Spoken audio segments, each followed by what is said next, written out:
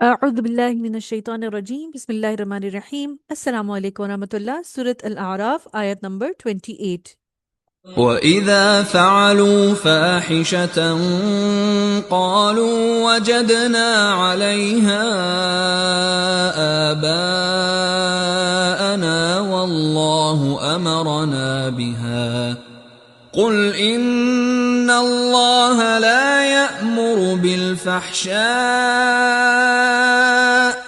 أَتَقُولُونَ عَلَى اللَّهِ مَا لَا تَعْلَمُونَ۔ اور جب یہ لوگ کوئی بے حیائی کا کام کرتے ہیں تو کہتے ہیں ہم نے پایا ہے یہی کچھ کرتے ہوئے اپنے آباء و اجداد کو، اور اللہ نے ہمیں اس کا حکم دیا ہے۔ اے نبی صلی اللہ علیہ وسلم، ان سے کہہ دیجئے کہ اللہ تعالیٰ بے حیائی کا حکم نہیں دیتا، تو کیا تم اللہ کی طرف منسوب کر رہے ہو وہ کچھ جس کا تمہیں کوئی علم نہیں؟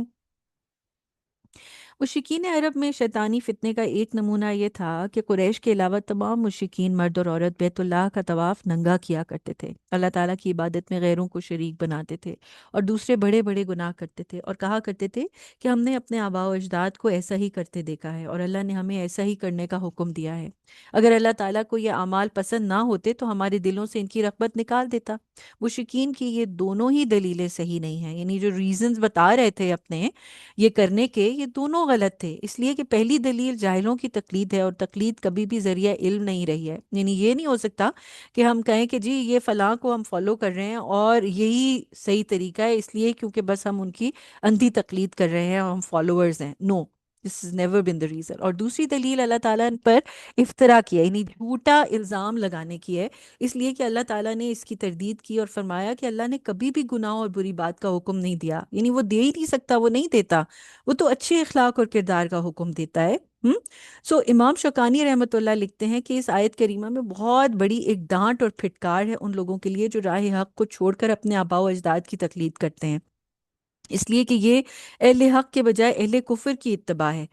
کافر کہا کرتے تھے کہ بے شک ہم نے اپنے باپ داداؤں کو ایک طریقے پر پایا اور ہم انہی کے نقش قدم پر چلیں گے، یعنی کہ بیسکلی یہ کفار کا طریقہ ہے کہ جو کہ خود صحیح نالج حاصل کرنے کے بجائے، صحیح دین کا علم حاصل کرنے کے بجائے بس اندھی تقلید کرتے ہیں کہ ہم اپنے آباء و اجداد کے طریقے پر چلیں گے۔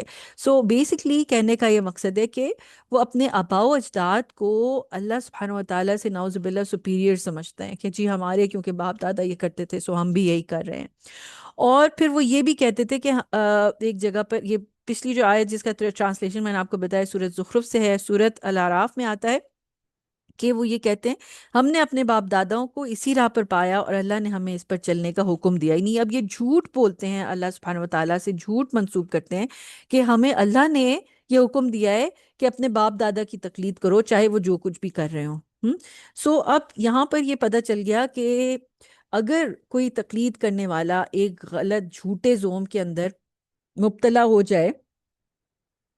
اور اس پر قائم ہو جائے، اللہ نے اس کو اس چیز کا حکم دیا ہے تو وہ تقلید پر مصر نہ ہو۔ ٹھیک ہے، یہ آرڈر آیا ہے کہ وہ تقلید کے اوپر نہ لگ جائے کہ جی میں تو ضروری یہ کام کروں گا۔ اور اسی بری خصلت کی وجہ سے یہودی اپنی یہودیت پر اور نصرانی اپنی نصرانیت پر اور بدعتی اپنی بدعت پر اڑا رہتا ہے، کیونکہ وہ تقلید ہی کیے چلے جاتا ہے، وہ اڑ جاتا ہے۔ اور اس کے بعد امام شوکانی لکھتے ہیں کہ اس سے بڑھ کر دین سے غفلت اور حق سے اعراض کیا ہو سکتا ہے کہ یہ تقلید کرنے والا اللہ کی کتاب اور رسول اللہ صلی اللہ علیہ وسلم کی سنت ہوتے ہوئے بھی لوگوں کے قول اور آراء کی اتباع کرتا ہے، یعنی لوگوں کے باتوں کو فالو کرتا ہے رادر دین اللہ کی بات کو فالو کرنے کے۔